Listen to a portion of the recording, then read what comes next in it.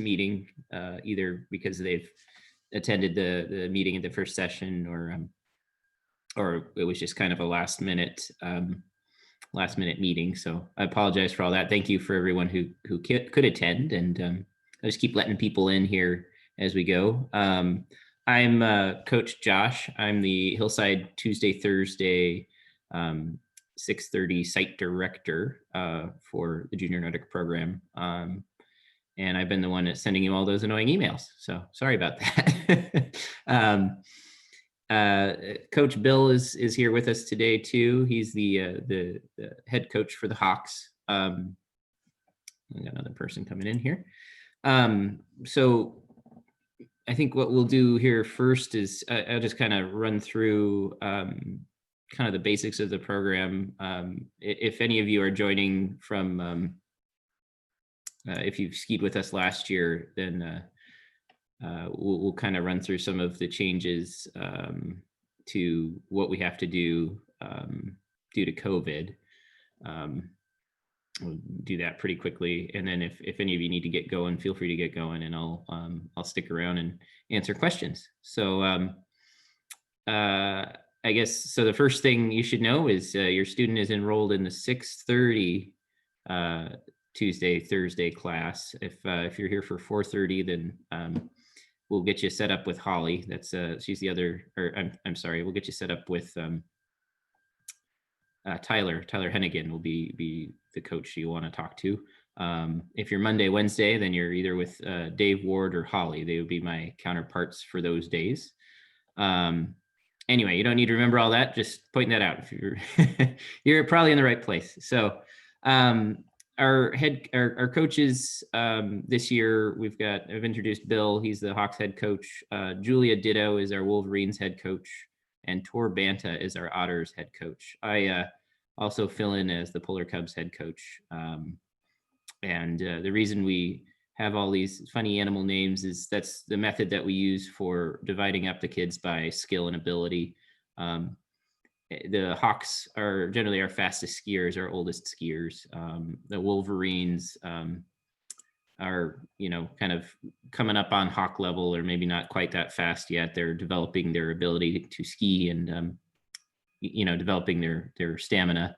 The Otters are our second youngest group, and they generally are learning how to, they're still mastering classical skiing, and they're also learning how to skate ski. So that's a pretty exciting group for a lot of the kids to make it into. And then the Polar Cubs, which I am the head coach of, got kind of a soft spot for them. They are our newest skiers, and generally they're just learning how to stay upright on their skis and move. Usually they tend to show the most improvement in the first couple of weeks, because for them, it's just learning how skis work and how to get comfortable on them. So those are our four groups. If your child is brand new to Junior Nordic, we might suggest that they start out with the Polar Cubs, even if they're a little bit older. We will have a group of some of the older kids who are just learning, and that's totally okay. I know some kids will get kind of embarrassed by that, but they're not skiing with the little kids. They're just learning how it all works. And what we'll do is we'll move them up to the Otters as soon as they're showing that they have the ability to ski with that group. Essentially, we try to keep all these kids of similar abilities together, because really we need groups that can ski together without getting too far apart and separated. And it's that way everybody has more fun. We're not, kids aren't waiting and getting cold, or that sort of thing. So that's our groups, and those are our head coaches. I'll kind of run through what's different this year in case any of you want to get off. This year, because of COVID, we are practicing, so we are following social distancing guidelines as given to us by the Muni. So what that means is there's no cookie tour this year, which is a big bummer. That's the way that we generally sort all of the skiers by age range or by ability. What we do is we have them generally ski out in a big loop, and as they come back to the stadium, we'll take down their names, and the kids that they come back with are generally the group that they ski with for the rest of the session, unless there's some changes in their ability as the season progresses. But this year we can't do that. So I'll be working this weekend to get all of our new skiers sorted into groups ahead of time. And what I'll try to do is I'll try to email out a list of skiers and their coaches either sometime this weekend or on Monday. If we can't get those to you, then we'll for sure have them at the beginning of practice. If your skier is new and probably want to be in the Polar Cubs, if they've skied before, I'd suggest they head over to the group that they were with last session. The exception to that will be, I think, unless your skier was a Hawk last season, and they think they might, say they were a Wolverine last season and they think they're going to be a Hawk this year, we're going to leave that to the Wolverines head coach Julia Ditto and our Hawks head coach Bill to make that determination on speed and skill level, because the Hawks do get going pretty quick and we don't want anybody left behind there. So anyway, so how we're going to sort our groups this year is we're going to pre-sort them. We won't have the cookie tour. We won't have any food or beverages provided to the students during the ski lesson. It's a major bummer for a lot of kids. I know gummy bears are a pretty good motivational tool. We won't be able to hand those out this year. If your child or skier has their own bottle of water that they'd like to take with them, that's okay. Just be sure they know not to share that with anybody. We're gonna, try to keep Junior Nordic a fun thing outside and not allow it to become a super spreader event. In line with that, we're also we're practicing social distancing by forming up into smaller groups this year. I think we're attempting to have max group sizes of 7 skiers per coach. And we'll be attempting to keep everybody spaced out when they're around each other. So what that means is at the start of practice, we'd like you to head straight over to who your coach is. And the first day, we'll make sure come on over to see your head coach. We'll have some banners out on the field, and you'll see your child's group determined by the banner. If you check your email, I included a map that kind of shows you the relative locations of where those banners will be, where the groups will meet up. Go over to your head coach. Your head coach somebody will direct you to the coach you need to be with for your child, and from there we're going to try to space ourselves out as much as we can on the stadium. I know that's caused people some discomfort this past session. At the start of class, people were kind of grouping up, so really going to push to keep people spread out on the ski stadium this session if we can. And the same goes when your child returns back from skiing with their group. We'll have parents, pick everybody up on the stadium and try to keep some distance. Luckily, the service ski stadium is pretty big, and we've got the group spaced out pretty well. So hopefully that shouldn't be too big of an issue. What we've been doing to fulfill our contract tracing requirement for the past session has been it's been a daily COVID assessment, and we've been completing that online. We just had some good news this week that we won't have to continue doing that. We'll have more information on that here shortly, but what we're going to have everyone do is fill out a form essentially saying that, I agree that if my student is sick or exhibiting any symptoms of COVID-19 or is sick in general, that they won't attend practice. And then to fulfill our contact tracing requirement, we're going to have basically an attendance or a roll call at the start of every session.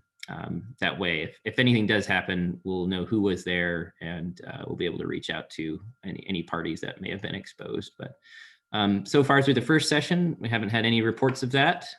So we've been doing pretty good. We just like to keep that stellar record alive and keep everybody safe and happy outside. So I'm kind of jumping around here. I apologize. The start of practice is 6:30, but we would really ask that you make it to the stadium by 6:15 to find your groups, get waxed up if you need to get waxed up, and then we can get everybody out on the trails by 6:30. That's a really big deal for us. It's okay to show up late occasionally, but it really slows down the whole practice for everyone if somebody shows up and their group has left the stadium, and then that skier has to go with a different group that's not of their ability. It really kind of puts a snarl in the night. So if you could try to get there at 6:15, that'd be great. We'll get out on the trails at 6:30, and then practice on the weekends is only an hour, or on the during weekdays is an hour long. We'll be back to the same place at Service High School at 7:30 to pick up our skiers and head on home. On the weekends, it's a little bit different this year. We ski on Saturdays. In the past, everybody met up at the same time, all the groups, Monday, Wednesday, all groups met up at the same time at the Service High School ski stadium. This year, because we're trying to be cognizant of social distancing, we've split our groups up. Saturday practices are half and half. Our group will be meeting. We're technically hitting the trails at 11. So if you can meet at 10:45 on Saturdays in the same location as shown on the map, we'll get out there and we'll ski for an hour and 15 minutes, which is a little funny. And it's been a weird one for people to remember this past session. Some folks have been getting in early, some people have been getting in late. But practice is over at 12:15 on Saturdays. So be there then to pick up your child and get on with your day. Practice location. Hopefully we can all make it to Service High School. We know where that is. It's right off Abbott Road. And to get to the ski stadium, excuse me, to get to the ski stadium, if you haven't been there before, it is behind the school. If you get onto either road on either end of Abbott that takes you into Service High School, just continue along the road and you'll make it to the back of the school. You'll see a detached building, the stadium back there, and that's how you know you're in the right place. You'll probably see a bunch of people wearing ski clothing, and that's a dead giveaway. So, so do be there on some days, some weekends. We may have to meet in a different location because of the ski races that start up this month at the high schools. This coming Saturday, the first Saturday of the first session, I'll send out an email prior to that. We are going to have to meet in a different location because there will be a ski race at Service, and we don't want our skiers to get mowed down by those bigger high school students. I'll let everybody know where we're meeting. Right now, the plan is to go down to the Abbott Loop ball fields off of Elmore, meet up down there. But I'll get everybody information on that as that approaches. So let's see, we've covered location, time, map, some of the COVID stuff, some additional COVID stuff. I'm just gonna reiterate, if you can talk to your kiddos about trying to maintain social distancing on the trails, we'd appreciate that. We can coach it, or we can enforce that as well as we can. But sometimes, it's tough. A lot of these kids haven't seen their buddies in a while, so they're giving them hugs on the trail and stuff, and we really want to try to minimize that, and don't want to be the fun police or the hug police, but really want to keep everybody safe and well distanced as well as we can. So part of that is if you've got a really brand new skier and they're falling a lot and they're needing a lot of additional help from their coach getting up to trails, we may give you a call and let you know, hey, this might not be a good year to start junior Nordic if your child needs additional physical assistance up hills or in any way. We might have to give you guys a refund for and have you come back the next year. That's just the unfortunate side effect of this year being the way it is. But we so far haven't had many issues with that. The first session, we've had kind of minimal physical contact, and no kids had to, at least in our group, had to wait until next year. So far so good. Some of the additional things we're doing to prevent transmission of COVID as best we can and maintain social distancing is we're asking that your child, even if they do know how to apply their own kick wax to their skis, we're asking that they don't touch the waxes. We're going to have coaches assigned to the job of waxing this year, just to prevent everybody touching the wax boxes, which is kind of a bummer. Some kids really enjoy waxing, and we like it when they do it too, because it's part of the whole part of the experience, and they're learning how to do that. The other side of that is if you do have kick wax in your arsenal at home, we would ask that you go ahead and attempt to wax your skier up at the start of before the start of practice, just to speed things along and maybe lessen contact at the wax box area. What I'll do is I'll send out a remind message every day, and I'll include in that remind message a recommendation on the wax of the day. If you're not familiar with that, what that is, there's a couple of different types of kick wax, and they're all applicable to snow conditions and temperatures that we're skiing on. And in that email that I sent you guys, there's kind of a quick kick waxing basics video. If you're interested in any of that, I'd recommend giving that a look. The mechanics and theory behind wax is really kind of fascinating stuff, but kind of beyond the purview of this meeting tonight. I don't want to drag everybody into crazy Coach Josh's wax clinic. Anyway, do take a look at that. I'll send out recommendations. That kind of brings us into the practice day communication side of things. We do use the remind.com or Remind app for communication. In past years, we've used the hotline, and I think we're kind of moving away from that now, unless there's a reason to use it. And if there is, I'll let everybody know to call the hotline, but don't worry about that. If you haven't yet joined the Remind app to get notifications, please do that as soon as possible. Just text @Hillside TT to the number 81010, and that'll get you signed up. And I'll make announcements. Reasons for canceling practice can be anywhere from it's too cold. We have a -5 cutoff. We don't want the skiers out there when it's colder than -5. And another reason could be the trails are just too icy, which has happened to us once this year, which is a bit of a bummer when we had that warm up. Or maybe there was just a big meltdown, and we're trying to, the groomers have asked us to stay off the trails and preserve the base so they can keep the snow skiable in the future. So that's pretty uncommon. It only happens occasionally. More than likely, we might have 1 or 2 really cold days. That's more likely to happen. We'll have a day where it drops below -5. Sometimes you get like a week like that, but hopefully we don't get too much of that. That's kind of a bummer. Anyway, so I'll let you know again via the remind message if anything's happening there. I think that covers most of the basics here. For newer skiers, I did want to talk really quick about how to dress your skier. I'm wearing my coaching attire here just as an example. I've got layers on. And that's really quite important, especially for younger and older skiers alike. The faster skiers, kids skiing in the Wolverines and the Hawks, and sometimes even the Otters, they will. Even in the Polar Cup, sometimes they'll overheat if they're wearing too bulky of a layer. So it's really nice to have a couple layers that you can kind of unzip and cool down.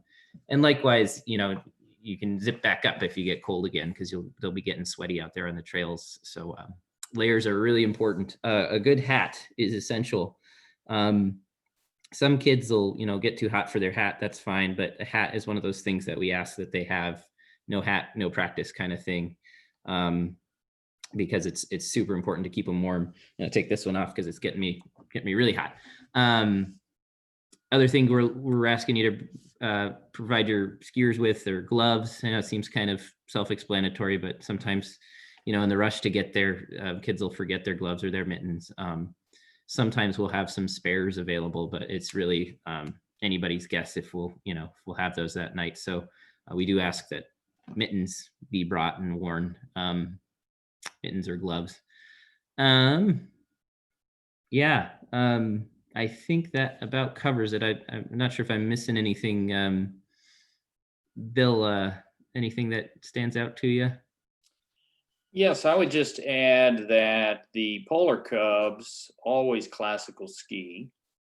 The other three groups alternate between classical and skating. Generally, it's 2 weeks of skating, 2 weeks of classical, and so on. So if we're more than happy on the classical nights and days for that matter to wax the ski, which is the kick wax we're talking about. But we ask that you bring your skier by 6:15 for sure, so that we can get the wax on and get on the trail by 6:30. For a couple of reasons. One, we want to spend as much time on the trail skiing, and the kids do too, for that matter. And it's also, if it's a really cold night, you just want to get everybody waxed up and ready to roll, and there's less standing around. Although for the Hawks, I do have them do laps in the stadium to stay warm. I don't know what the Otters and the Wolverines do, but probably something similar. Mm-hmm. Yeah, so. that's a great point. Thank you, Bill. Yeah, nights where if you don't have wax at home, that's okay. We'll help you get waxed up, but we do need a little additional time to do that, especially because we're only going to have 1 or 2 coaches per group doing that waxing. It does take a little bit of time when you add up all the kids. So yeah. I guess I would also add that for the Hawks, at least, when it's 6:30, or if it's the weekday or weekend and it's 11 o'clock, we take off. There's so some parents have found out that maybe a minute or two, there might be some leeway there, but no. Yeah, they'll end up skiing with me and the Polar Cubs. So, and then they'll be really bummed because they'll be going really slow. So don't, please get there early. Yeah. Thanks, Bill. Sorry. I didn't mean to interrupt you there. I did just remember too, and this is probably one of the bigger ones. I can't believe I forgot. Face coverings. Those are required. Gloves, hat, face covering. We're requiring everybody wear them out on the trails this year. So please wear that. We're not specifying what type of face covering. It could be a buff. It could be a mask. Just anything that fits the requirement by the Muni to, cover up in a social setting. Quick adder there. Sorry about that. That's kind of an important one. So yeah, come on time, please. Have fun, please. Watch your email. I'll probably send you some coaching assignments here soon on who your student or who your skier will be with. Does anybody have any questions out there? Yeah, Donna, go right ahead. Hey, okay, so I'll just throw my 3 things out real quick, and then you can respond to them if you feel like it. First, thank you. To pass it along up the chain. Thank you for walking back the DCA. I had concerns with the content of that information and routed it up the chain. And so I'm really, really very, very grateful that that is being toned down by a lot. So awesome. Thank you. Second comment, I'm just saying this to help other people just in case it's necessary.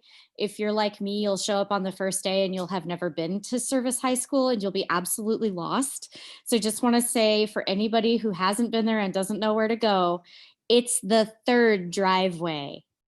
And don't do the dying bumblebee thing all the way around the school trying to find it like I did. So 3rd driveway into the school. It's the very last one as you're going up the hill, up Abbott. Like you go up the hill and you come back down again, and it's the last driveway. And then it's the very end. And the building that he was referring to is called the Little Gym, and it has a sign on it that says the Little Gym. You'll see it. So somebody said, look for the Little Gym. And I'm like, a little gym. Okay. So dying bumblebee driving around the school, finally found something that said Little Gym on it.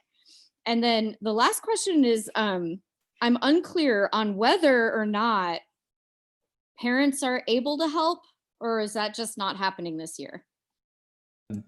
Yeah, that's a good question. Thank you. And thank you for, yeah, that's better clarity on the directions to the little gym. Thank you.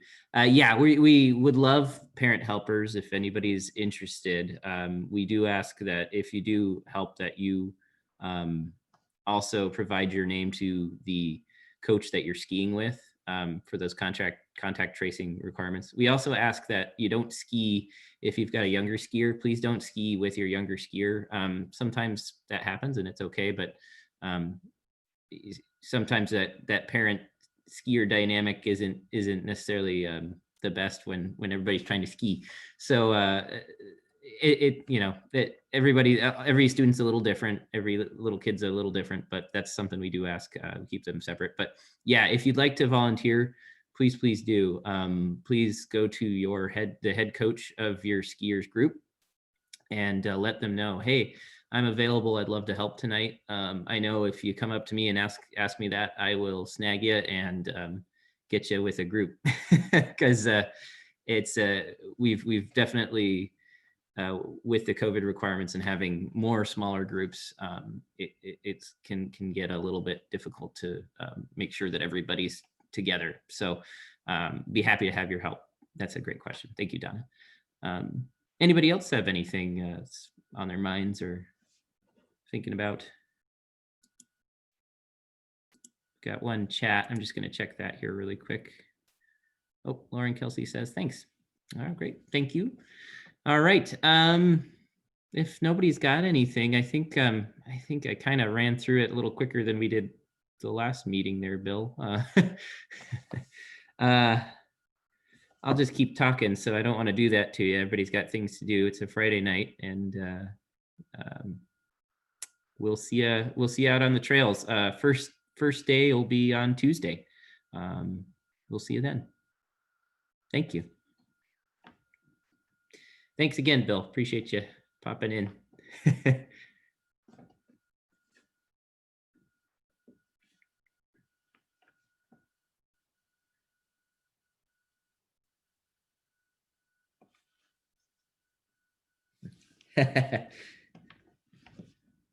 We'll see you on the trails, Katie, and thanks, Alina. We're happy to be doing it. Yeah. All right, you guys. I'll shut it down now. Have a great weekend.